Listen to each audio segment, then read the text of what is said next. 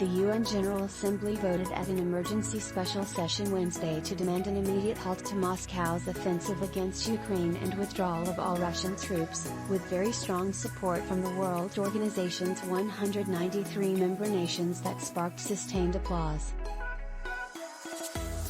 The vote on the resolution, titled Aggression Against Ukraine, was 141 to 5 with 35 abstentions.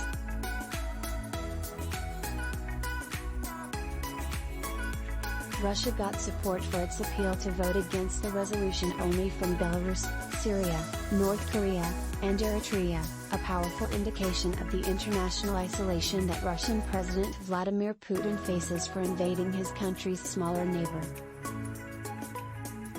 Emphasizing that isolation was a major goal of the resolution's supporters.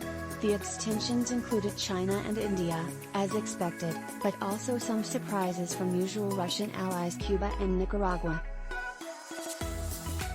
And the United Arab Emirates, which abstained on last Friday's similar Security Council resolution, voted yes.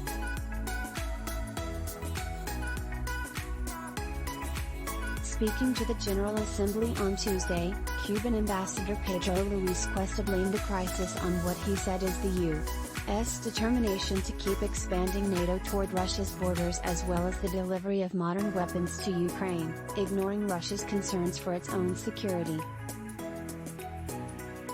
He said the resolution suffers from lack of balance and doesn't begin to address the concerns of both parties, or the responsibility of those who took aggressive actions which precipitated the escalation of this conflict. Unlike Security Council resolutions, General Assembly resolutions are not legally binding, but they do have clout in reflecting international opinion.